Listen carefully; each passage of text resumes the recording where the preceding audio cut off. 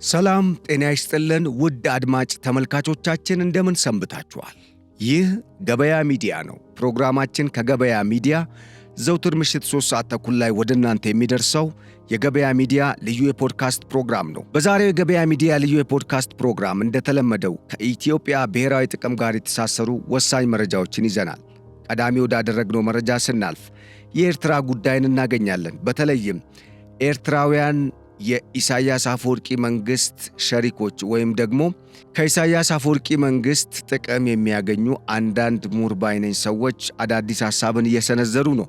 በሌላ በኩል የማስታወቂያ ሚኒስተሩ አዲስ ምላሽ የሚመስል ለጠቅላይ ሚኒስተሩ መግለጫ ወይም ማብራሪያ ምላሽ የሚመስል ነገር አውጥተዋል። እሱን መረጃ በስፋት እናየዋለን። በተለይም ኤርትራ ግዛት አይደለችም ሲሉ ክህደትን የሚመስል ነገር ተናግረዋል። በእርግጥ ኤርትራ የኢትዮጵያ ግዛት አልነበረችም ወይም ደግሞ ኤርትራ አሁን ላይ ኢትዮጵያ የቀይ ባህር በርን እንዳታገኝ እንቅፋት እየሆነች አይደለም። በስፋት እናየዋለን በመረጃ አስደግፈን። እንደዚሁም የፑንትላንዱ ሹመትን በሚመለከት የፑንትላንድ የኢትዮጵያ ቆንጽላ ጽሕፈት ቤት አዲስ ጄኔራል ተሹመዋል። ይሄ ጉዳይ ቀጠናው ላይ አዲስ ለውጥ ሊያመጣም ይችላል። በተለይም ከሶማሊያ ጉዳይ ጋር በተያያዘ የሶማሊያ የውስጥ ጉዳይ ውስጥ እጇን በማስገባት ወደ ኢትዮጵያ የሚደረገውን አዲስ የሽብር እንቅስቃሴ ለማፋፋም እንቅስቃሴ እያደረገች የነበረችው ግብፅ በጨዋታው መበላቷን ተከትሎ አዲስ ድምፅ ተሰምቷል። ስለዚህም ጉዳይ በስፋት የምንነግራችሁ ነገር ይኖራል።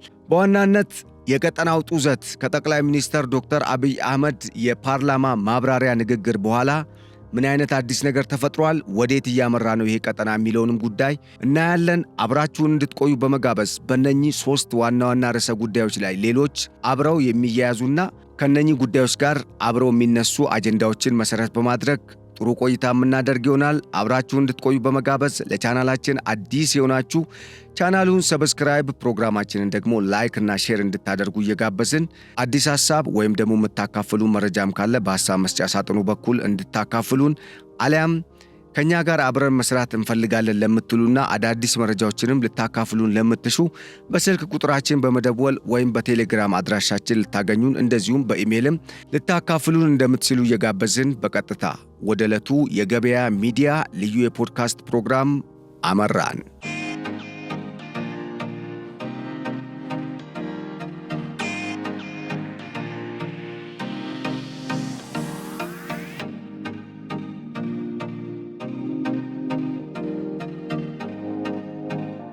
እንግዲህ ቀዳሚ ያደረግነው የኤርትራን ጉዳይ ነው። ከጠቅላይ ሚኒስትር ዶክተር አብይ አህመድ የፓርላማ ማብራሪያ ንግግር ጋር ተያይዞ እንግዲህ ከሰሞኑ በርካታ አዳዲስ ከዚህ ቀደም ያልሰማናቸውም ሚስጥሮች ወጥተዋል።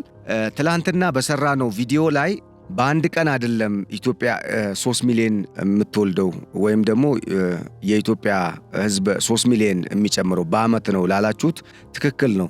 በየአመቱ ኢትዮጵያ 3 ሚሊዮን ሕዝብ ትጨምራለች ነው የሚለው የጠቅላይ ሚኒስትሩ የፓርላማ ንግግር።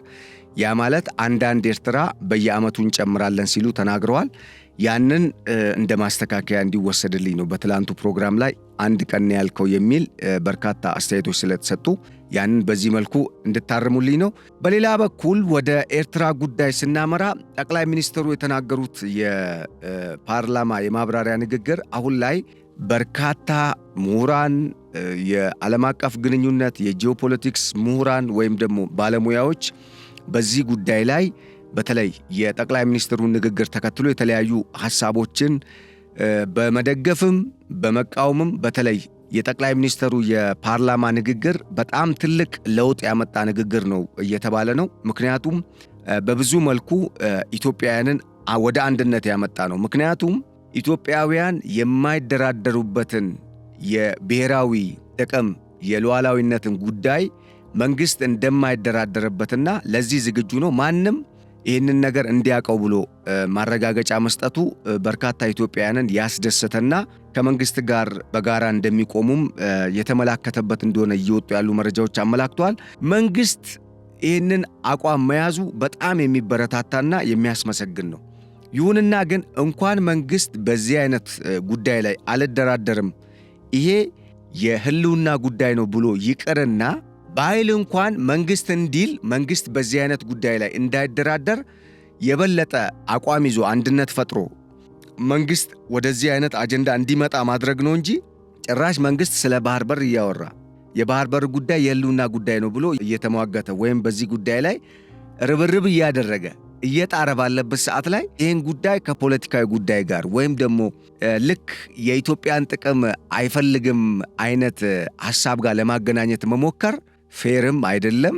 ቀደም ሲል እንደገለጽ ነው በመጀመሪያው ቪዲዮአችን በምንም መልኩ ይሄ ጉዳይ ቢነሳ የኢትዮጵያን ሕዝብ ብሔራዊ ጥቅም የሚያስጠብቅ እንደሆነ በመተማመን በውጭም በሀገር ውስጥም ያሉ ኢትዮጵያውያን በዚህ ጉዳይ ላይ አንድነት መፍጠር እንዳለባቸው መረሳት የለበትም። በሌላ በኩል ለጦሩም ሞራል መሆን ያስፈልጋል። አሁን ላይ የኢትዮጵያ መከላከያ ሰራዊት በሀገሪቱ በተለያዩ አካባቢዎች ትልቅ መስዋዕትነትን እየከፈለ ትልቅ ጀብድን እየፈጸመ የሀገሪቱን ሉዓላዊነት ከውጭ ወራሪ ኃይል ከውጭ ኢምፖርት ተደርገው ከሚገቡ በካይ ሐሳብን ከሚሸከሙ ኃይሎች ለማጽዳት በተለይ ከነ ግብፅ አጀንዳ ለማጽዳት በጣም ከፍተኛ ርብርብ እያደረገ ነው።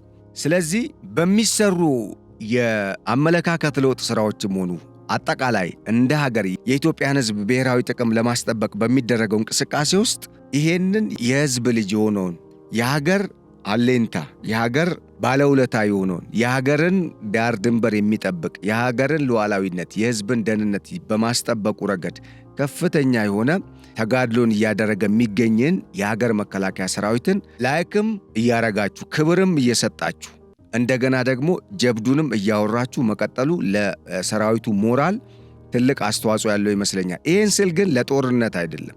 ሰራዊቱ ማንም ሰው የሚጓጓለትን ለመስጠት የማይፈልገውን ሕይወቱን ጭምር ለመስጠት ራሱን አዘጋጅቶ ነው በአሸናፊነት ነገሮችን እየተወጣ ያለው። ከችግሩ ብዛት አንጻር የኢትዮጵያ ሀገር መከላከያ ሰራዊት በጣም ብዙ ድልን አድርጓል። ከችግሩ አንጻር ኢትዮጵያ በዚህ ደረጃ ተቋቁማ ልማትን እያስመዘገበች እንደዚሁም ደግሞ ትልልቅ ሜጋ ፕሮጀክቶችን እያስመረቀች መሄዷ የዚሁ አንዱ የሀገር መከላከያ ጥረት ውጤት ነው። ይህንን ዕውቅና ለመንሳት የምትፈልጉ ወይም ደግሞ ዕውቅና ላለመስጠት የሚያቅለሸልሻችሁ ካላችሁ በኃይለ ሥላሴ ዘመንም በደርግ ዘመንም በኢህአዴግ ዘመንም አሁንም ነገም ከነጎዳም ሁሌም የሀገር መከላከያ ሰራዊት የሕዝብ አለኝታ ነው። ሕዝብ ነው የሚጠብቀው። እዚህ ላይ ባታቅማሙና የሚገባውን ክብርና ዕውቅና ብትሰጡት መልካም ይመስለኛል። ምክንያቱም አንዳንድ እንትኖች እያየን ነው። ባለፈውም ጠቀስ ለማድረግ ሞክሬያለሁ። ከመከላከያ ጋር ሰላማዊ ግንኙነት ነው ሊኖር የሚያስፈልገው። ለምን? መከላከያ ኢትዮጵያና ሕዝቦቿን አገርን ነው የሚወክለው። የሁላችንም ስዕል ነው፣ የሁላችንም ወኪል ነው፣ የሁላችንም መገለጫ ነው።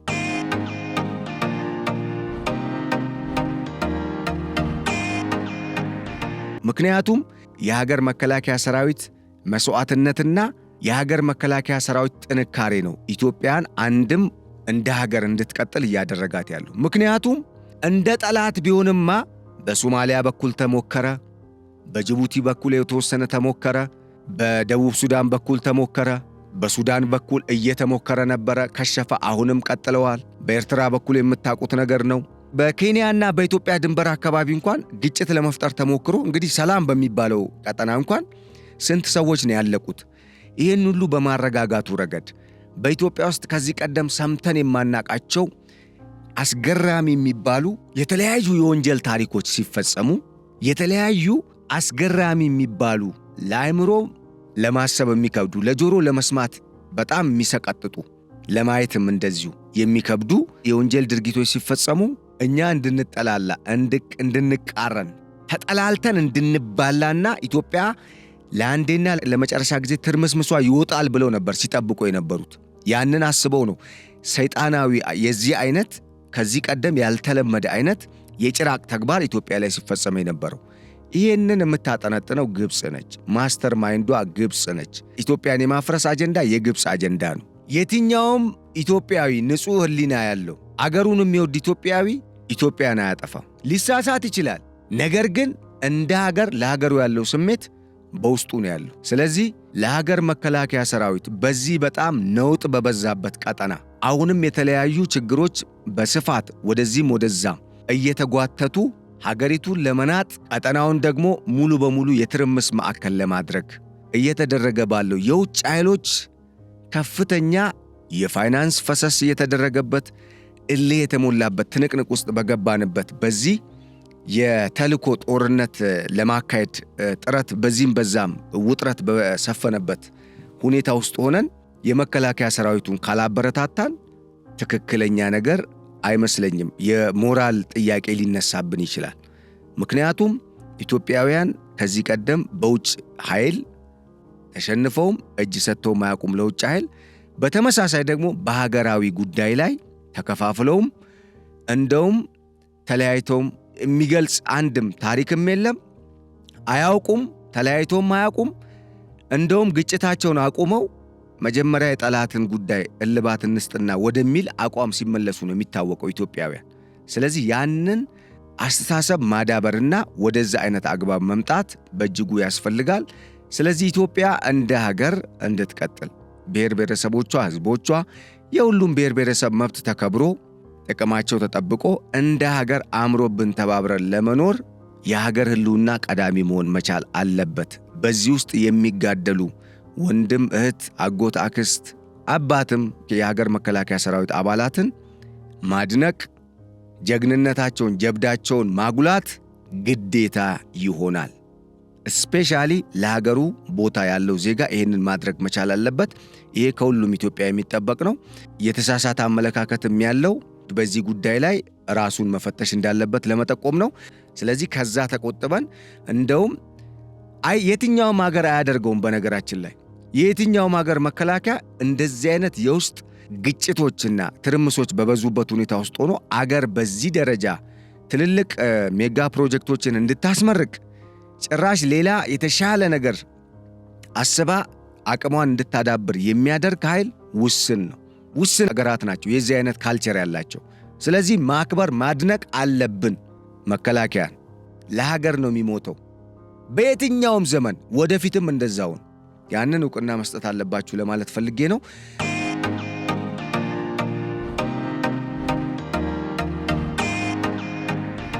ወደ ኢትዮ ኤርትራ ጉዳይ ስንመጣ ኤርትራውያን የሻዕቢያ መንግስት ደጋፊዎች በተለያዩ አቅጣጫዎች አስተያየት እየሰጡ ነው። የጠቅላይ ሚኒስተሩ ንግግር እንደ ኒውክለሩ ፕሮጀክት ኒውክለር ሆኖባቸዋል። ቦምብ ነው የሆነባቸው። እንዳያፈነዳን የሚል ትልቅ ስጋት ውስጥ የገቡ ነው የሚመስሉት። ምክንያቱም እውነቱ ተዘርግፎ ተነግሯል። የታለ ሰነዱ አንድ ጉዳይ ነው። የኤርትራ ጉዳይ በምን መልኩ ነው ወደ ጠረጴዛ ድርድር የሚመጣውም የሚለውን ጉዳይም ፍንጭ የሰጠ ጉዳይ ነው። ምክንያቱም አንደኛ በሕግ ጉዳይም ለመነጋገር ሰነድ ያስፈልጋል። ስለ ሕግ ስናወራ ደግሞ ግዴታ የጠረጴዛ ላይ ድርድር ወይም ደግሞ ውይይት ያስፈልጋል። ያው ወደዛ ነው የምንመጣው። ያንን ለማድረግ ደግሞ የግድ ሰነዶች ስለሚያስፈልጉ ይሄ ጉዳይ መጣበብ ውስጥ እንደከተታቸው ነው መረጃው የሚያሳየው። በተለይ ኤርትራውያን በዚህ ጉዳይ ላይ መጨናነቃቸውና አሁን ላይ የተለያዩ ያልተገቡ ሐሳቦችን ከመስጠት ጀምሮ ስጋታቸውንም እየገለጹ ያሉበት ሁኔታ ነው የሚገኘው። እንደው እንደ መረጃ ያክል ሬድ ሲ ቢኮን የሚለውን ድረገጽ እዩትና እዛ ላይ በተለይ በውጭም ያላችሁ በአገር ውስጥም ያላችሁ ኢትዮጵያውያን ወገኖች ምን ያህል ዘመቻ ኢትዮጵያ ላይ እንደተከፈተ መረዳት ትችላላችሁ። በተለይ አብዛኞቹ ጽሑፎች ከምኞት የመጡ እናም እውነታውንና ታሪካዊ ዳራውን የሳቱ ከኤርትራ የአገርነት እሳቤ ጋር ፈጽሞ የተራራቁ የማይገናኙ ሐሳቦችንም ለማገናኘት ሲሞክሩ ትመለከታላችሁና የዚህ አይነት ሐሳብ መምጣቱ አዲስ ነገር ባይሆንም የሚጠበቅ ቢሆንም ነገር ግን እንደ እውነታው አሁን ላይ የባህር በሩ ጉዳይ የማይቀር ጉዳይ ከመሆኑ ጋር ተያይዞ እዚህ ላይ የሚነገሩ ትርክቶችና የሚሰጡ ሐሳቦች መፈተሽ አለባቸው። የኛንም አካሄድና የበለጠ የነሱን ፖዚሽን ለማወቅም እንዲረዳን ማለት ነው። አካሄዳችንን ለመቃኘትም ስለሚጠቅም እናም በኤርትራ በኩል እየወጡ ያሉ አጠቃላይ ለጠቅላይ ሚኒስትር ዶክተር አብይ አህመድ የፓርላማ ማብራሪያ ንግግር ምላሽ ይሆናሉ ተብለው የተሰጡ አስተያየቶች ኤርትራ ግዛት አይደለችም። ኢትዮጵያ አሁን ላይ ያላት አቋም የቅኝ ግዛት ወይም የተስፋፊነት አጀንዳን የያዘ እናም የኤርትራን ሕዝብ ቁጥር እንደ ስሌት አድርጎ በመውሰድ ሀገርን በሕዝብ ቁጥር ለመለካት የሞከረ ንግግር ነው ሲሉ ነው የጠቅላይ ሚኒስትሩን ንግግር ለመተቸት የሞከሩት። እናም ይህንንም ዓለም ይወቅልን ኤርትራ የኢትዮጵያ አካል ሆና አታውቅም የሚል እልም ያለ ጭው ያለ መመለሻ እንኳን ወይ ማጣፊያ ነው የሚባለው የሆነ ነገር ብቻ ማጣፊያ የሌለው ስህተት የሚባል ነገር አለ። እንደዚህ አይነት ስህተት ውስጥ ገብተዋል። ይሄ ትክክልም አይደለም። አብሮ ለመኖርም የሚያኗኑር ጉዳይ አይሆንም። እውነቱን መቀበል ከዛ ወደ ድርድር መሄድ ነው። አሁንም በኢትዮጵያ በኩል አልረፈደም ተብሏል። እንደውም ባለፈው ጠቅላይ ሚኒስተሩ የምር እነኛን ሁሉ ሚስጥሮች ሲዘረግፉ ወይም ህዝቡ ሲገልጹ ይፋ ሲያደርጉ እንበለው። ይሄኛው ቃል በጣም ጥሩ ሐሳብ ይመስለኛል። ምክንያቱም ለህዝቡ ግልጽ መሆን ያለበትን ነገር ነው ጠቅላይ ሚኒስተሩ ግልጽ ያደረጉት። ለብዙዎቻችን እንቆቅልሽ ሆኖ የነበረ ለምሳሌ አሰብ፣ የቀይ ባህር በርን ኢትዮጵያ እንዴት አጣች፣ ኤርትራ ራሷ እንዴት ተገነጠለች የሚለውን ጉዳይ በሚመለከት ብዙዎቻችን ያልተፈቱ ጥያቄዎች ወይም ደግሞ ምላሽ ያጡ ሐሳቦችና ጥያቄዎች ነበሩን። በከፊል መልስ የሰጠ ንግግር ይመስለኛል። ለማንኛውም ወደ እውነታው ስንመጣ ብዙ ጊዜ የሚገርመኝ ነገር አለ። ይህንን እኔ በምን መልኩ ነው የማየው? ኢትዮጵያ እንደ ሀገር የጀግና ሀገር ነች። ኤርትራም የኢትዮጵያ አካል ነበረች። ስለዚህ ኢትዮጵያ እንዳጠቃላይ የጀግና ሀገር ነች። አንድ ግን በጣም የሚገርመኝ ነገር እዚህ ጽሑፍ ላይ በተለይ ዘ ሬድ ሲ ቢኮን ላይ የሚጻፉ ጽሑፎች አሁን ከጠቅላይ ሚኒስትር ዶክተር አብይ አህመድ የፓርላማ የማብራሪያ ንግግር በኋላ ኢትዮጵያ በኤርትራ እንደተሸነፈችና ኤርትራ ጦርነቱን አሸንፋ ሙሉ በሙሉ ያለምንም ድርድር ኢትዮጵያን ሁላ መቆጣጠር የሚችል አቅምን ፈጥራ ኢትዮጵያን አሸንፋ እንደነበር የሚያሳይ ጽሑፍ ነው የተጻፈው።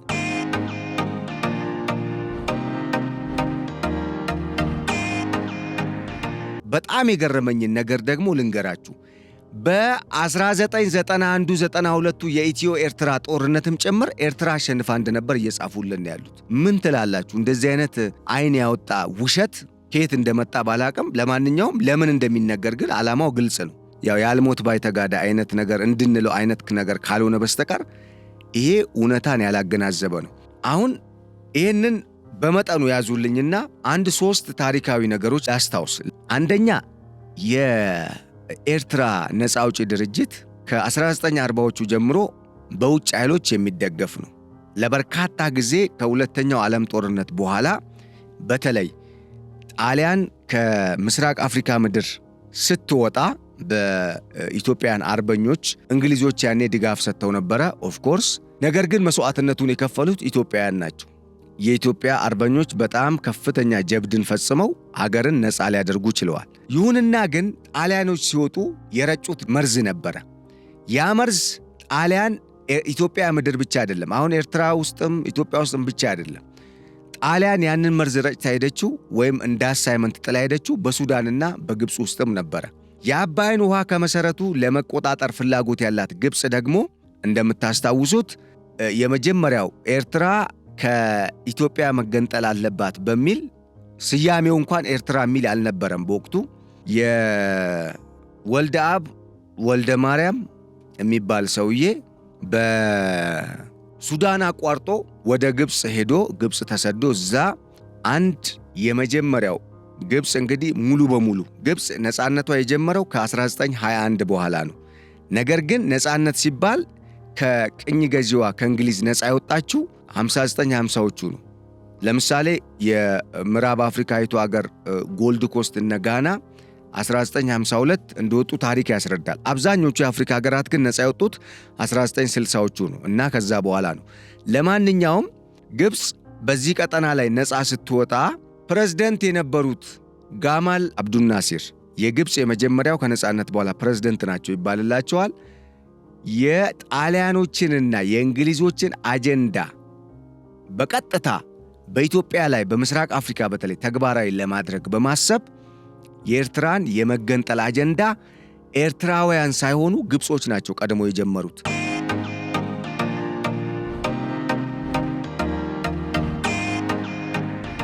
ለምን? ኢትዮጵያን ለመከፋፈል ሐሳብ ስለነበራቸው። በምን ተጀመረ? በአንድ ሰው የሬዲዮ ፕሮግራም እየተሰጠው ሰዓት እየተሰጠው በሬዲዮ ፕሮግራም ስለ ኢትዮጵያ መንግስት ኢምፔሪያሊስትነት፣ ስለ ኢትዮጵያ መንግስት ወራሪነት የሌለ ታሪክ ማለት ነው። አብረው ሞተው። በነገራችን ላይ በወቅቱ ፕሮ ዩኒየኒስትና ሰፓሬቲስት የሚባሉ ወይም ደግሞ ይሄ ተገንጣይና የአንድነት ኃይል በሚል ኤርትራውያን ራሳቸው ተገዳድለዋል።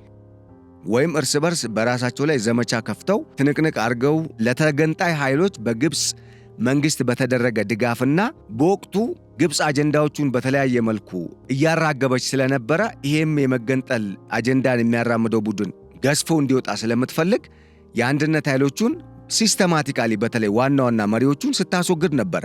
እናም መጀመሪያ ሲጀመር በሬዲዮ ነው የተጀመረው። ያንን የሬዲዮ አጀንዳ ሬዲዮን እንደ ጦር መሳሪያ እንደ ፕሮፓጋንዳ ማሰራጫ በአጠቃላይ የወቅቱ የዲፕሎማሲ ዋና መሰረት አድርጎ ሲከተል የነበረው የገማል አብዱል ናሲር መንግስት ውጤታማ ሆኖበታል።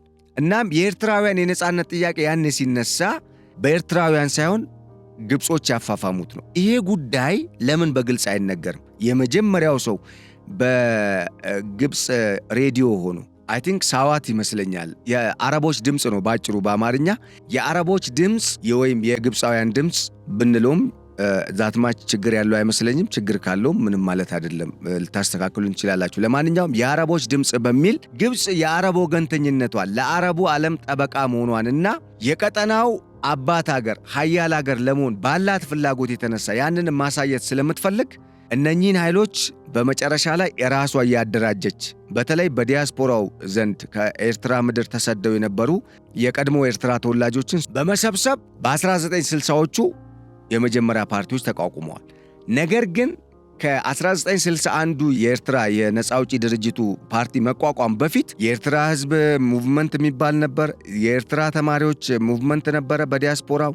እነኚህ በ1954-56 በግብፅ በጣም ሲደገፉና ሬሽን እየተሰፈረላቸው በጀት ተበጅቶላቸው እንደ ፓርቲ እንዲቋቋሙ ሲደረግ የነበረበት ሁኔታ ነው ያለው። ይህን ማነሳው እንዴት ታሪካዊ አመጣጡ እንዴት እንደመጣና ዛሬ አገር ነኝ ብሎ ወይም ደግሞ ኢትዮጵያን ወደ ቀይ ባህር አትወጪም ብሎ የሚያወራው ምሁር ነኝ ባይ እንደተሳሳተ ለማሳየት ነው። በሌላ በኩል ጦርነት እንኳን ተጀመረ ብንል ጃምፕ እናርግና ወደ መሃል እንምጣ። ታሪኩን ያው ረጅም ስለሆነ ግብፅ ኢትዮጵያን ማዳከምና መከፋፈል ሁለት ዋና አጀንዳዎች ስለነበራት በወቅቱ የውጭ ጉዳይ ስትራቴጂክ አጀንዳው አድርጋ ስትከተል ስለነበረ አንዱ ኢትዮጵያን ከቀይ ባህር ማጥፋት፣ ሁለተኛ ኢትዮጵያን በኢኮኖሚ እንዳታድግ ማዳከም ስለነበረ ምንድነው ያደረገችው? የኤርትራውያንን ጉዳይ ልክ የቀድሞ ቀኝ ገዢ ኃይሎች በቀኝ ግዛት ሲገዟቸው የነበሩ ሀገራትን ያው ሌላ ኃያላን ሀገራት በተባበሩት መንግስታት ድርጅት የቬቶ ፓወር ስለነበራቸው በተለይ እነኝ ቅኝ ገዢ የነበሩ ሀገራት ከራሽያ ውጪ አብዛኞቹ የዛ አይነት አሁንም አላቸው፣ ቀጥለዋል። ለምሳሌ እንግሊዝ፣ ፈረንሳይ ማየት ይቻላል። በተባበሩት መንግስታት ድርጅት የጸጥታው ምክር ቤት ሐሳባቸውን ይዞ ይቀርባሉ። የነሱ ሳተላይት ሀገርን ነፃ ከወጡም በኋላ ሀገራቱ በተዘዋዋሪ ቅኝ ግዛት ውስጥ ስለነበሩ ይወስዱና የነሱን ሐሳብ እንደ ተከራካሪ እንደ ጠበቃ ሀገር ሆነው እዛ ይከራከሩላቸው ነበር። ያው ለራሳቸው ጥቅም ሲሉ ነው።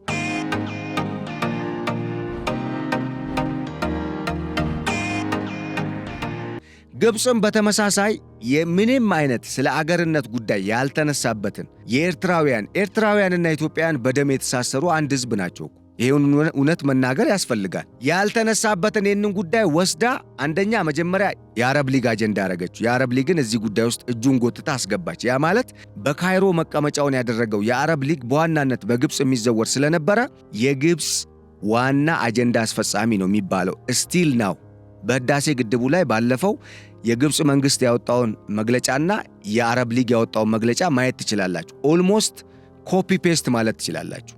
ስለዚህ የአረብ ሊግ የግብፅ ምንድነው ቀኝ እጅ ነው፣ አጀንዳ አስፈጻሚ ነው። እናም ጉዳዩን ወደ አረብ ሊግ አመጣችው። የኤርትራውያን ጉዳይ በቅኝ ግዛት ውስጥ ነው ያሉት አለ። የአረብ ሊግ ተወያየበትና ግብፅ እሷ ብቻ ስትረዳቸው የነበሩ የኤርትራ ነፃ አውጪ ቡድን ባዮችን ወይም የነበሩ ኃይሎችን ምን አደረገች?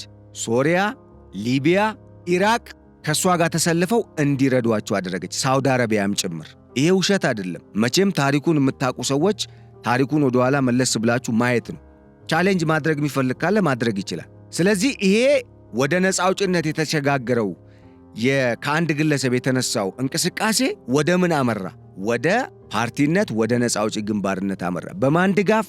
በእነኚህ በግብፅ፣ በሳውዲ አረቢያ፣ በሶሪያ፣ በኢራቅ እና በሊቢያ ድጋፍ። የአረብ ሊግ ደግሞ ሌሎች ሀገራት በኋላ ላይ በርካታ የገንዘብ ድጋፍንም አድርገዋል። በተለይ የነፃ አውጪ ግንባሩ በኤርትራ ውስጥ እንቅስቃሴ ማድረግ ከመጀመሩ በፊት በሱዳን ሲሰለጥንና ወደ ኤርትራ መጥቶ ከደርግ መንግስት ጦር ጋር ከኢትዮጵያ መንግስት ጦር ጋር በወቅቱ ትንቅንቅ ውስጥ በገባበት ጊዜ ከፍተኛውን የጦር መሳሪያ ድጋፍና የፋይናንስ ብሎም የሰው ኃይል ጭምር እርዳታ ሲያደርጉ የነበሩት እነኛ ሀገራት ናቸው። አስገራሚው ነገር ቀደም ሲል የጠቀስኩላችሁ ወልደአብ ወልደ ማርያም የሚባለው ሰውዬ በግብፅ ራዲዮ ላይ ሆኖ ሰዓት ተሰጥቶት ስለ ኤርትራ ነፃነትና ስለ ኢትዮጵያ መንግስት ኢምፔሪያሊስትነት በአረበኛና በትግርኛ ሲያወራ የነበረው ሰውዬ የኤርትራ ደጋማ አካባቢ ተወላጅ ክርስቲያን ኦርቶዶክስ ሰው አረብም አይደለም፣ ፈጽሞ ከአረብም ጋር ግንኙነት የለው። ነገር ግን ኤርትራን የአረብ ሀገር አስመስለው ወደ አረብ ሊግ አመጡ። እስቲል ኤርትራ የአረብ ሊግ ተጋባዥ ሀገር ነች እንጂ ሙሉ አባል አይደለችም። ያም የሆነበት ምክንያት በግብፅ ምክንያት ነው። ነገር ግን የማይነጠለውን የኤርትራን ህዝብ ከኢትዮጵያ ህዝብ ጋር በደም የተሳሰረውን የኤርትራን ህዝብ ልክ አረብ እንደሆነ ከኢትዮጵያን ጋር ፈጽሞ የታሪክም የደምም ምንም አይነት የኢቭን የጂኦግራፊካል ትስስርም እንደሌለው አድርገው እንደተወረረ አድርገው አመጡ። ከዛ በኋላ የነጻነት ትግሉ ተፋፋመ። እኔ ግራ የገባኝ ነገር አሸንፈን ነው የሚለው በራስን ያሸነፍከው? ይህን ጽሑፍ የጻፍክ ሰውዬ በራስ አቅም ነው ያሸነፍከው? 6 እና 7 ሀገር ከኋላ አሰልፈ አንድ መንግስትን ለዛውም ምዕራባውያን ሀገራት መንግስታት ራሳቸው ፊታቸውን አዙሮበት ራሳቸው ለመጣል ከፍተኛ ጫና ሲያደርጉበት የነበረን መንግስት ለዛውም ለጀነራሎቹ ለግማሾቹ ያው የተሰሩ ፋውሎች አሉ። በጦርነቱ ወቅት ኢትዮጵያ እንዴት እንደተሸነፈች ታሪክ ያስረዳል። ወደኋላ መመለስና ማንበብ ነው።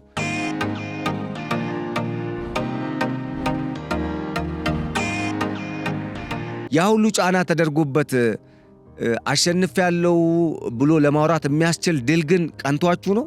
እኔ አይመስለኝም። ፕላስ ስንት ህዝብ ነው የረዳው ያኔ የኤርትራን ነፃ አውጪ ግንባር? አሁን ኢሳያስ አፈወርቂ የሚመሩትን የሻዕቢያን ጦር ኢፒኤልኤፍን፣ ኤርትራን ፒፕል ሊበሬሽን ፍሮንትን። ኢፒኤልኤፍ ከመመስረቱ በፊት የነበሩ ፓርቲዎች ምን አይነት ቅርጽ ነው የነበራቸው? ጀብሃ ወደ 2 ስፕሊት ሲያደርግ፣ ጀብሃ ራሱ ስፕሊት ሳያደርግ ከጀብሃ በፊት ደግሞ የኤርትራን ፒፕል ሙቭመንት ተብሎ በ1954-56 የተመሰረተው በግብፅ የተመሰረተው ፓርቲ ማን የመሰረተው? ማን ነበሩ አባላቱ?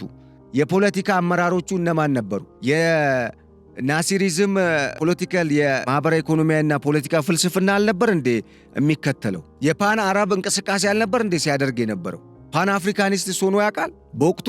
ለማንኛውም ይሄ አለ። ከዛም በኋላ በጣም አስገራሚው ነገር እሺ የደርግ መንግስትን ጥሎ መጣ። የሻዕቢያ መንግስት የሻዕቢያ ጦር ነፃ አውጪ ነው። ጭቆና ሊኖር ይችላል። እኔ ስለ እውነተኛ ታጋዮች ክብር አለኝ። አሁንም እኔ እውነተኛ ታጋዮችንና ለህዝብ ሲሉ መስዋዕት የከፈሉ ጀግኖችን እኔ በየትኛውም በኩል አልነቅፍም፣ ነቅፌም አላቅም። ክብር አለኝ ለነሱ ሁሌ የምናገር። ነገር ግን ታሪክ የሰራው ሰውዬ ቁጭ ብሎ ምንድነው እንደ እርጎ ዝንብ ጣልቃ እየገባ ተምሬያለሁ ምናምን እያሉ ያልሆነ ታሪክ ማዛባት፣ ህዝብን ማሳሳት ለምን ያስፈልጋል? ለነሱ ነው ይሄ መልእክት። ሁለተኛ ነገር የደርጉን ጉዳይን ተውና የ1991 እና 92ቱን በኢህአዴግ መንግስትና በሻዕቢያ መንግስት መካከል የተደረገውን ጦርነት እስኪ እንየው። ያን ጊዜ ኤርትራ ነበረች ያሸነፈችው?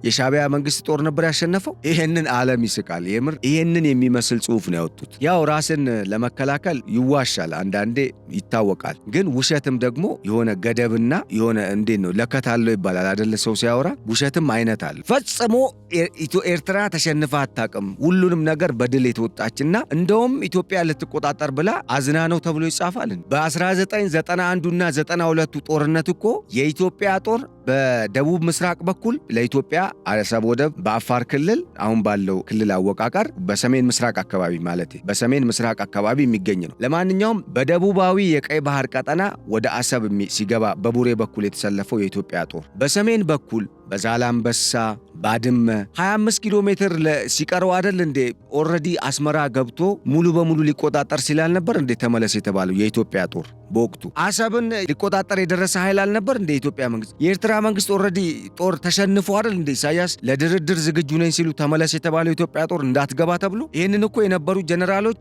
የወቅቱ የጦሩ ኤታማዦር ሹም እንደዚሁም በወቅቱ የአሰብ ወደብ ራሱ የኢትዮጵያ ነው ብለው ሲከራከሩ የነበሩ ሰዎች እኮ አሁን እያጋለጡ ነው እውነቱ። አንድ ማጣቀሻ ጀነራል ጻድቃን ገብረተንሳይ እኮ እየተናገሩ ነው ያሉት። ቢያንስ የምትጽፉ ሰዎች የማስታወቂያ ሚኒስተሩ ምን አይነት ነገር ነው የምጽፈው የሚለውን ነገር፣ ምክንያቱም ይሄ ጽሑፍ ነገ እኮ ይነሳል። የኢትዮጵያና የኤርትራ ህዝብ ወደድንም ጠላንም በደም በባህል በሃይማኖት በታሪክ የተሳሰረ ህዝብ ነው።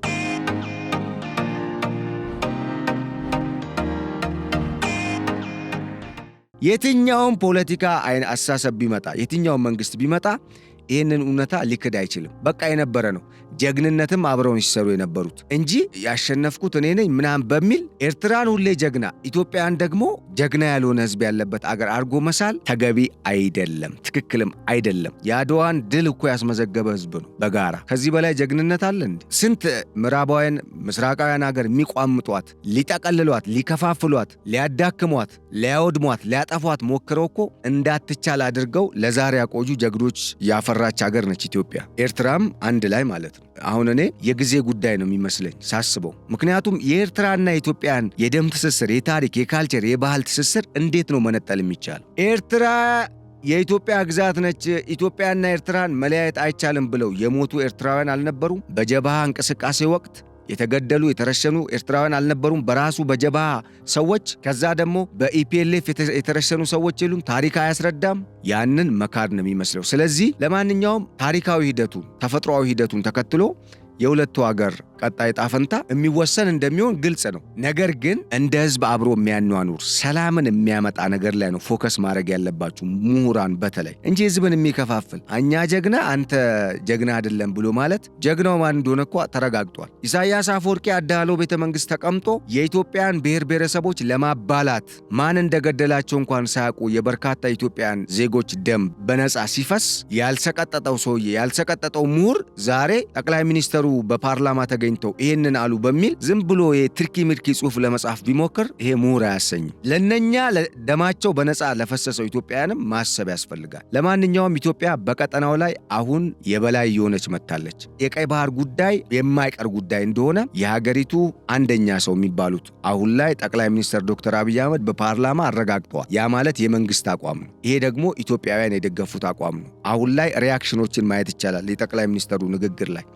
በሌላ በኩል የኤርትራ መንግስት ሳይረፍድበት ሩቅ ካለችውና ራሷ አዙራ ልትበላው ካሰበችው ከግብፅ ይልቅ አጠገቡ ያለው የዋሃው ለኤርትራውያን አሁንም እጁን እንደዚሁ በሰፊው በሩን ከፍቶ እየተቀበለ እያስተናገዳቸው ያለውን የኢትዮጵያ ህዝብን አክብሮ ከኢትዮጵያ ህዝብ ጋር አብሮ መስራት በጣም አዋጪና በጣም ስማርት የሆነ በጣም ኢንተሌክቹዋሊስቲክ ራሽናሊስቲክ አይዲያ ነው፣ ወይም ራሽናል አይዲያ ነው። ምሁር የሚያሰኝ በጣም ጥበብ የተሞላበት ዊዝደም ያለበት አይዲያ ነው። ከኢትዮጵያ ጋር መጣመር ወይም ከኢትዮጵያ ጋር ሰላም ፈጥሮ አብሮ እንደ አገር ተከባብሮ መኖር ማለት ነው እንጂ ግብፅ ለኤርትራውያን አታጣቅም አታዋጣም። ለራሷ ጥቅም አደራጀች። ኢትዮጵያን ከቀይ ባህር በር ለመነጠል ሞክራ ተሳካላት። ምን ያህል ጊዜ? 30 ምናምን ዓመት። አሁን ደግሞ ታሪክ ተቀይሯል። ለምን? እውነት ሁል ጊዜ አሸናፊ ስለሆነ። የሆነ ጊዜ ቢቀበርም ያ እውነት ተቀብሮ አይቀርም። ስለዚህ የምትጽፉ ትክክለኛ የኤርትራዊ ደም ያላችሁ ሰዎችም አትመስሉኝም። ይሄን አይነት ጽሑፍ የምትጽፉ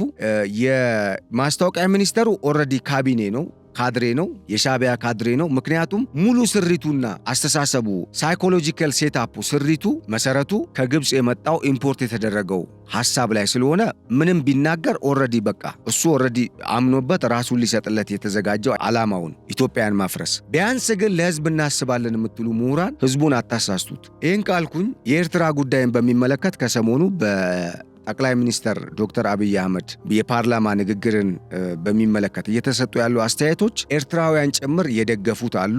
ለምንድን ነው የደገፉት? ሰላም የምትለው የመጨረሻዋ ቃል አጽንኦት እንዲሰጣት ስለፈለጉ። በሰላም እነ ራሽያ፣ እነ ቻይና፣ እነ አሜሪካ፣ እነ አውሮፓ ህብረት እነ የአፍሪካ ህብረትም ዳኙኝ የሚለው ጉዳይ በሱ ይፈታ፣ በቃ ሰላም ይውረድ የሚል ሐሳብ ያላቸውም አሉ። ይሄ ነው መቅደም ያለበት። ተባላን፣ ስንት ዓመት ተገዳደልን፣ አይበቃም? ይበቃል ነው።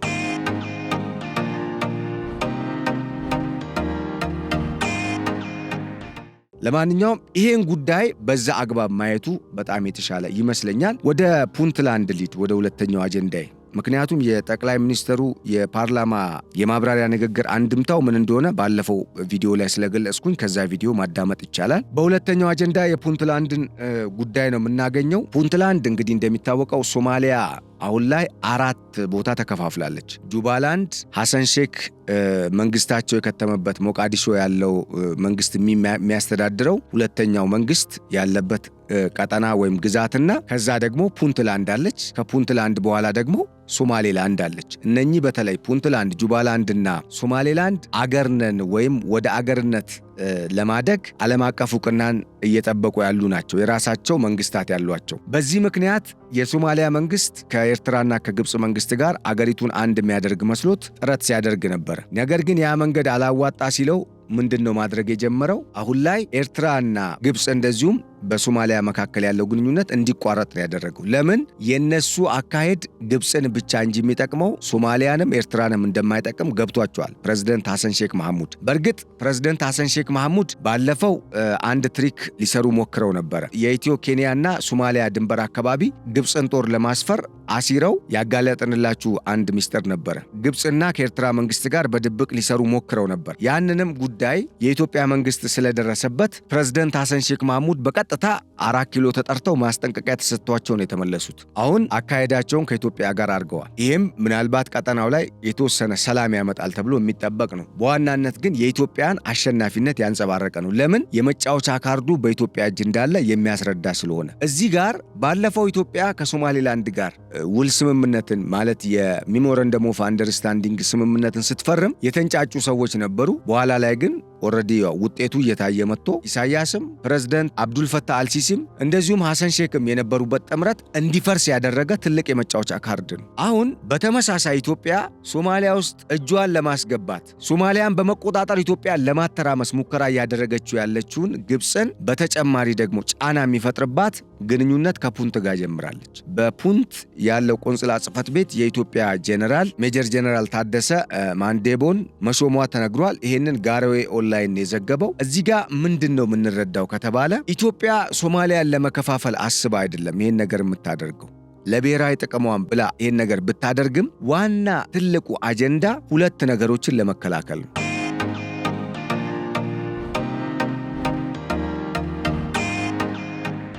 እነኚህ ነገሮች አይደለም ኢትዮጵያን የምስራቅ አፍሪካ ቀጠናን በሙላ የሚያተራምሱ ናቸው። አደገኛ ስለሆኑ የግድ መከላከል ስላለባት ነው። አንዱ የዚያድ ባሬን አስተሳሰብ ነው። እንደነገርኳችሁ ቅድም ስለ ኤርትራ ሳወራላችሁ እንደነበረው የዚያድ ባሬ መንግስትም ፕሬዝዳንት ገማል አብዱል ናሲር ሲቀነቀን የነበረውን ኢትዮጵያን የማዳከም አጀንዳና ግብፅን የአረቡ ዓለምና የሙስሊሙ ዓለም ጠበቃ አድርጎ የውሸት ማለት ነው። ግብፅ መቼም ለእስልምና እምነት ጠበቃውን አታውቅም። የዚህ አጀንዳ አቀንቃኝ በመሆን የዚያድ ባሬ መንግስት ግሬተር ሶማሊያን መሰርታለሁ ብሎ በደርግ መንግስት ወቅት ከላይ ኤርትራውያን የደርግ መንግስትን ቢዚ እንዲያደርጉት፣ በነገራችን ላይ ታሪክ ራሱን እየደገመ ነው። ለምን አላሳጥርላችሁ? እስኪ ወደ ኋላ መለስ በሉና የደርግ መንግስት በምንድነው ቢዚ ሲሆን የነበረው የሚለውን ጉዳይ እናስተውል። ከሰሜን የኢፒኤልኤፍ ነፃ አውጪ ጦር ሌሎችም ድርጅቶች ሲዋጉት ነበር። በደቡብ ደግሞ የዚያድ ባሬ መንግስትን አስታጥቃ እስከ አፍንጫው ግብፅ ኢትዮጵያ ላይ አስነስተው ነበር ከአሜሪካ ጋር በመሆን። በምስራቁ በኩል ደግሞ የጅቡቲ መንግስት በደርግ ሰዓት ለኢትዮጵያ ጅቡቲ በደርግ ሰዓት ለኢትዮጵያ ትመለስ ነበር። ያኔ በሊዝ የተሰጠችበት ጊዜ የሚያበቃበት ጊዜ ነበር። ታሪክ የምታውቁ ሰዎች በደንብ ታውቁታላችሁ። ነገር ግን ጅቡቲ ውስጥም አዲስ አብዮት እንዲነሳ በማድረግ ጅቡቲ አዲስ ወደሆነ የፖለቲካ ስርዓት ውስጥ እንድትሸጋገር ተደረገ። ኢማጂን፣ በሊዝ የተሰጠች ግዛት ነበረች። የደርግ መንግስት ወደ ስልጣን ሲመጣ ለኢትዮጵያ መመለስ የሚገባት ግዛት ነበረች ጅቡቲ ራሷ። ከዛ የደርግ መንግስት ሳይወድ በግድ የአሰብ ወደብ እጁ ላይ የሚያለ በርካታ ከአረቡ ዓለምም ሆነ ከሩቅ ምስራቅ እንዲሁም ወደ ምዕራቡ ዓለም የሚመጡ መርከቦች ከአሰብ ይልቅ የጅቡቲ ወደብ ጋር እንዲቆሙ በአረብ ሊግ አማካኝነት ግብፅ በሰራቸው አሻጥር ምክንያት ከአሰብ ወደብ ይልቅ ወደ ጅቡቲ ወደብ እንዲመጡ እነኚህ ከምስራቅ በኩል ወደ ኢትዮጵያ ነዳጅም ሸቀጥም ጭነው የሚመጡ መርከቦች የጅቡቲ ወደብን ተመራጭ እንዲያደርጉ ግብፅ በአረብ ሊግ አማካኝነት በሰራችው አሻጥር ሴራ ምክንያት የደርግ መንግስት የአሰብ ወደብ እንደሚታወቀው በጣም በወቅቱ ከፍተኛ ጫና ሲፈጠርበትና ማስተናገድ አቅሙ ሙስን ስለነበረ መርከቦች 2 ወር ምናምን ይቆዩ ነበር። በዛ ምክንያት ሳይወድ በግድ ተገዶ ወደ ጅቡቲ መንግስት እንዲዞርና የጅቡቲ ወደብን በትራንስፖርት በሎጂስቲክስና እነኚህ የቀድሞ በአፄ ኃይለ ሥላሴ ዘመን የነበሩ ሎጂስቲክስና እንደዚህ ከወጪ ገቢ ንግድ ጋር እንቅስቃሴ ሲያደርጉ የነበሩ ኤጀንሲዎች በመንግስት ቁጥጥር ስር እንዲሆኑ ስለተደረገ የትራንስፖርቱን ጉዳይም የወደቡን ፍራይት የጭነት አገልግሎቱንም የሚሰጡ ድርጅቶች ወደ መንግስት እንዲዞሩ ተስማምቶ ከዛ ከጅቡቲ መንግስት ጋር ለጅቡቲ መንግስት ዕውቅና እንደመስጠት ማለት ነው ሰጥቶ ተፈራረመ።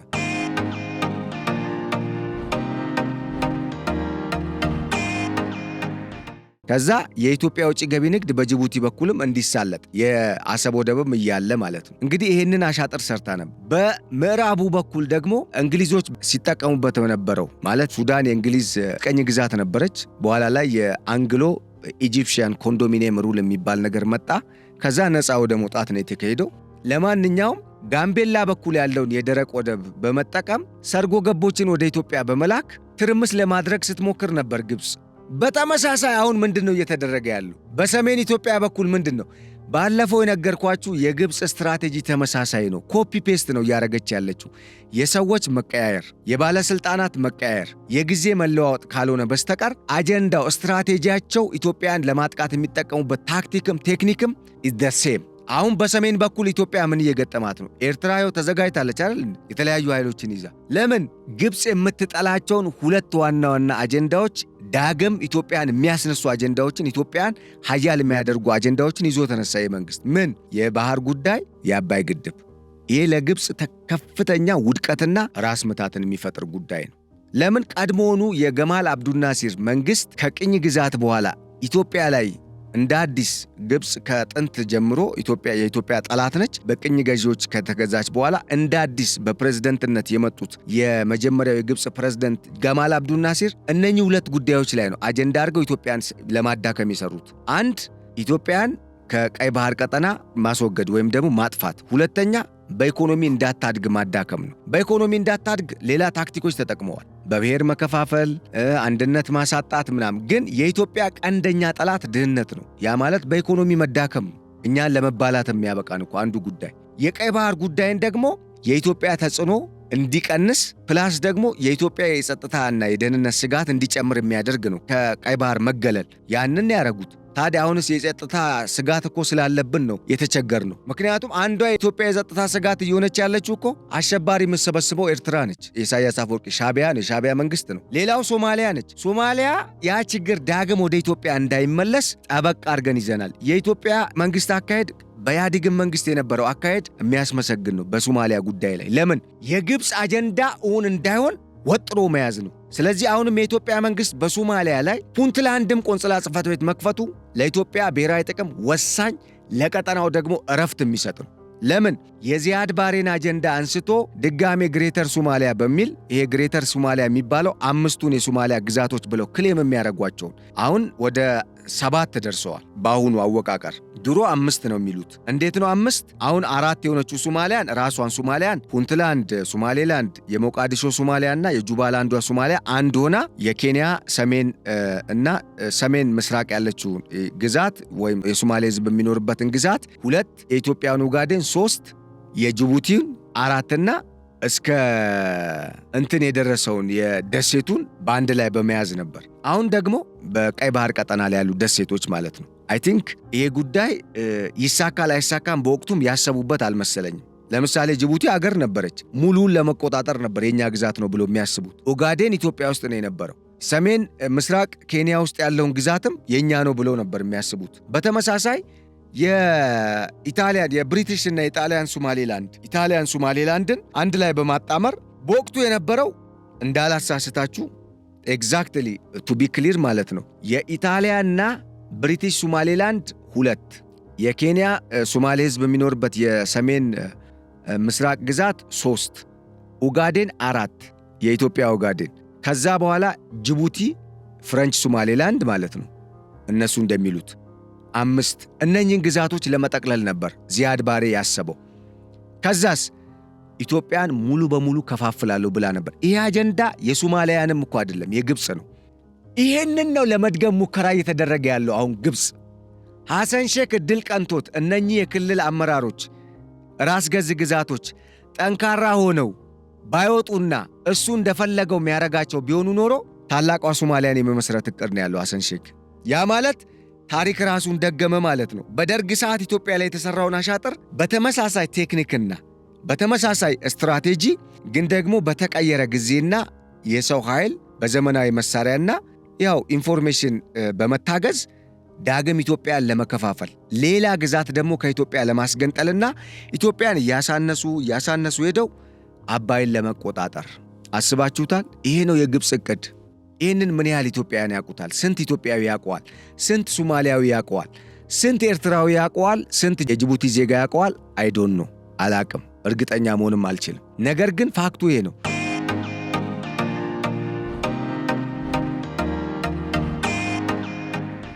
ተመሳሳይ ነው። በደርግ ወቅትም የነበረው አሁንም የነበረው ያለው ነገር የጊዜና የሰዎች የመሳሪያና የዘመን ለውጥ ካልሆነ በስተቀር ተመሳሳይ ስትራቴጂ፣ ታክቲክና እቅድ ነው ግብፅ በኢትዮጵያ ላይ ተግባራዊ ለማድረግ እየሞከረች ያለችው። እየሆነ ያለው ነገር ይሄ ስለሆነ ከዚህ መውጣት ያስፈልጋል ነው የመንግስት አጀንዳ የሚመስለኝ። መሆንም ያለበት ይሄ ነው። እናም እኚህ ጀነራል ሜጀር ጀነራል ታደሰ አንዴቦን በፑንትላንድ ቆንጽላ ጽሕፈት ቤት መሾሟ ተሰምቷል ኢትዮጵያ። በዛም ከፑንትላንድና አጠቃላይ በዛ ካለው የሶማሌ ሕዝብ ጋር ያላትን ግንኙነት ለማጠናከር ጥረት እያደረገች ነው። አልቡርሃን ግን ስጋት ገብቷቸዋል። ለምንድን ነው ሲባል ፑንትላንድ ከተባበሩት አረብ ኤምሬትስ ጋርም እየሰራች ነው የሚል ወቀሳ አለ፣ ክስ አለ በሶማሊያ መንግስት በኩል። ግብፅም ይህን ነገር አንስታለች፣ አልቡርሃንም አንስተዋል። በሌላ በኩል የአልቡርሃን ስጋት ምንድን ነው? ፑንትላንድ በዋና ወደቧ በቦሳሶ ወደብ አማካኝነት፣ ቦሳሶ ከተማ በሚገኘው ወደብ አማካኝነት፣ የወደብ ከተማ ነች ቦሳሶ፣ ወደቡም ቦሳሶ ነው የሚባለው። የጀነራል ሐምደን ደጋሎ ጦር በቦሳሶ ወደብ መቀመጫቸውን ያደረጉ ወይም መነሻቸውን ከቦሳሶ ወደብ ያደረጉ ድሮኖችን በመጠቀም ነው እየደበደበኝ ያለው እያለ ነው አልቡርሃን። አሁን ደግሞ ኢትዮጵያ ጀነራሏን እዛ መሾሟ ጭራሽ ሊያጠፉኝ ነው የሚል ስጋት ውስጥ ነው የጣለው። በተለይ ከሰሞኑ አስቂኙ ነገር በኤልፋሸር ወይም አልፋሽር በሚባለው በዳርፉር የአልቡርሃን ጦር ወይም የሱዳን ግማሽ መንግስት ጦር ዋና ይዞታ የሚባለውን የጦሩ ሄድኳርተር ወይም ዋና መቀመጫ የሚባለውን መቆጣጠሩን ተከትሎ የመሐመድ ሐምደን ደጋሎ ጦር የአልቡርሃን ጦር ሲአይኤ ነው አልቡርሃንን የመሐመድ ሐምደን ደጋሎን ጦር የረዳው ሲአይኤ ነው ሲል የአልቡርሃን መንግስት ወይም አልቡርሃን ራሱ አስተያየት ሰጥቷል። ጀነራሉ የአልቡርሃን መንግስት ማለት የሱዳን ጦር መሪ ጀነራል የሚመሩት መንግስትና ለእሳቸው መንግስት የሚሰራው በዛ ያለው ማለት በዳርፉር ኤልፋሸር ወይም አልፋሸር በሚባለው ግዛት አስተዳዳሪ የሆነው ማርሻል ኤርኮ ማናዊ የሚባሉ የጦር መሪ ናቸው ይህን አስተያየት የተሰጡት። በተመሳሳይ ጀነራል አብዱልፈታህ አልቡርሃንም ደግመውታል።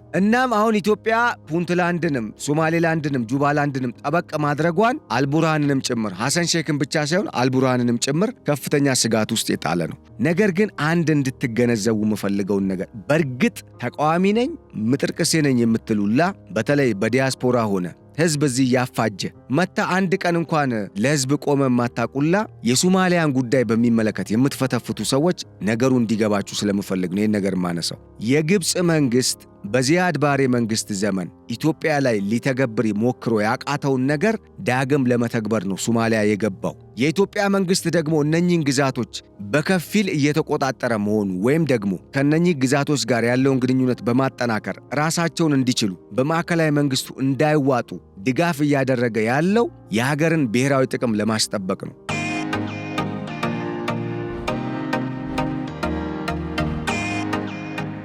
የአንድ ፖለቲካ ቡድንን ወይም አንድ የመቶ ሜድ ፓርቲን ጥቅም ለማስጠበቅ አይደለም። በግልጽ ነው ይህን መናገር የሚያስፈልገው። ለምን? የታሪክ ዳራውን ተመልከቱ። በደርግ ዘመነ መንግስት በሰሜን የተከፈተበትን ጦርነት ታያላችሁ ወይም ማስታወስ ይቻላል። በምስራቅ በኩል ያለውን ነገር ማስታወስ ይቻላል። በደቡብ በሶማሊያ በኩል በኢትዮጵያ ላይ ምን እንደመጣ ታውቃላችሁ። ዘሴም ነገር ነው አሁንም ሊፈጥሩብን እየሞከሩ ያሉት። ልዩነቱ ምንድን ነው? ያኔ አረቡ ከግብፅ ጋር ነበር። አሁን አረቦች ከኢትዮጵያ ጋርም ሆነዋል። ወይም ቢያንስ በአረብ ሊግ ውስጥ ጠንካራ የምትባለው አገር በዓለም አቀፉም ደረጃ በዓለም አቀፍ ስርዓት ውስጥ ትልቅ አቅም ያላት የተባበሩት አረብ ኤምሬትስ ከኢትዮጵያ ጋር ነች። አሁን አረቦች ስለ ኢትዮጵያ ያላቸው አመለካከት ተቀይሯል። ይሄ ነው ለውጥ። ሌላው ኢትዮጵያ በቀደመ ስትራቴጂ ውስጥ አይደለችም። አሁን የብዝሃ የዲሞክራሲ ስርዓትን ብዝሃነትን ያከበረ ስርዓትን ተቀብላለች። ለግጭት በር ሊከፍቱ የሚችሉ ነገሮችን ሁላ ደፍናለች። ለምሳሌ የብሔር ጥያቄ ተመልሷል፣ የማንነት ወዘተ፣ እንደዚህ የቋንቋ ወዘተ። እነኚህን ምክንያት አድርገው ነበር ወደ ውስጥ ሊገቡ የሞከሩት። የደርግንም መንግስት አንዱ ያዳከሙት በዚህ ነው። ፕላስ አሁን ያለው መንግስት እንደ ደርግ መንግስት ሶሻሊስት አይደለም። በሶቪየት ዩኒየን በነበረበት ዘመን እንደነበረው አይነት ወይም በሶቪየት ህብረት ዘመን ከኮልድ ዋር ኢራ በፊት እንደነበረው የደርግ መንግስት አይነት ህገ መንግስትም የለውም። የዛ አይነት ህገ መንግስትም አይከተልም። እንደገና ደግሞ የተለየ ህገ መንግስት ነው ያለው። ያው የደርግ መንግስት ህገ መንግስቱ አለው የለውም አጠያቂ ነው። ሕገ መንግሥት አለው የሚሉ አሉ፣ የለውም የሚሉም አሉ። ተግባሩ ግን ሕገ መንግሥት ያለው አያስመስለውም። ነገር ግን ሀገርን በመጠበቅና የሀገርን ሉዓላዊነት በማስከበሩ ረገድ የደርግ መንግሥት የሚያስመሰግንም ሥራ ሰርቷል። ያንን መካድ ለምን ያስፈልጋል? ኢትዮጵያን ለመጠበቅ የካራ ማራውን ጦርነት መቼም ራሱ ጦርነቱን ኑ ብሎ አይፈጥርም። የተከፈለውን የኢትዮጵያን መንግሥት በወቅቱ ያደረገውን ተጋድሎ ኢትዮጵያን የከፈሉትን መስዋዕትነት ማስታወስ ይቻላል። ዚያድ ባሬን ከመጣል ጀምሮ በኋላ ላይ አገር ሉዓላዊ ሆና እስካሁን እንድትቀጥል ያኔ መሰረት ተጥሏል። ከዛ በፊት አርበኞች የጣሉት መሰረት አለ። ከዛም በፊት በአድዋ ጊዜ የተጣለው መሰረት አለ። ኢትዮጵያ እንደ ሀገር እንድትቀጥል አባቶች ከሁሉም የኢትዮጵያ ክፍል ማለት ነው። ስለዚህ አሁን ያለው መንግሥት እንደ ደርግ መንግሥት አይደለም። ወይም ደግሞ ደርግ መንግሥት በወቅቱ ሲከተል የነበረውን አይነት ፖሊሲ አይከተልም። ወደ ዲሞክራሲያዊነት መጥቷል። ኢትዮጵያ ውስጥ ምርጫ አለ። እንደ ደርግ መንግሥት አይደለም። ኢትዮጵያ ውስጥ የተለያዩ ለውጦች አሉ። እነኚህ ለውጦች ግብፅ አሁን ኢትዮጵያን የቀደመው ጊዜ እንድታተራምስ እድል አልሰጥም አሏት። ያም ሆኖ ግን ተበድለናል በሚል ደግሞ የውስጥ ግጭቶችን ለማስነሳት ደግሞ በር አግኝታ ነበር። ያም አሁን እየተጋለጠ ያለበት ሁኔታ ነው ያለው። ደግሜ የምናገረው አሁንም ለሕዝብ እውነተኛ ጥቅም የሚታገሉ ዜጎች ክብር አለኝ። ነገር ግን የሕዝብ ጥቅም ምንድን ነው? ብሔራዊ ጥቅም እኮ ነው። ሀገር አደለች እንዴ አንዱ የሕዝብ ጥቅም? ሕዝብ እኮ የራሴ የኔ የሚለው የሚከበርበት የታፈረች የተከበረች አገር እኮ ሊኖረው ግዛት ሊኖረው ይገባል አይደል እንዴ? አገር ማለት ደግሞ እቺ ነች። የሕዝብ ብሔራዊ ጥቅም ማለት አንዱ አገር ነው። ሀገር ሲኖር ነው እኮ ሌላው ነገር የሚቀጥለው የሚኖረው። ስለዚህ እዚህ ላይ ምንም ልዩነት ልታሳዩ አይገባችሁም ስለ ሀገር የምታስቡ ከሆነ። ምክንያቱም አፍተሮል የምናወራው ስለ ሀገር ነው፣ ስለ ግለሰብ አይደለም፣ ስለሆነ ቡድን አይደለም። መሆንም የለበትም። ስለ ሀገር ጉዳይ እያወራ መቀላቀልም አያስፈልግም። እናም ዋና ጠላት የሆነችውን ነው ታርጌት አድርጎ እየሰራ ያለው መንግስት።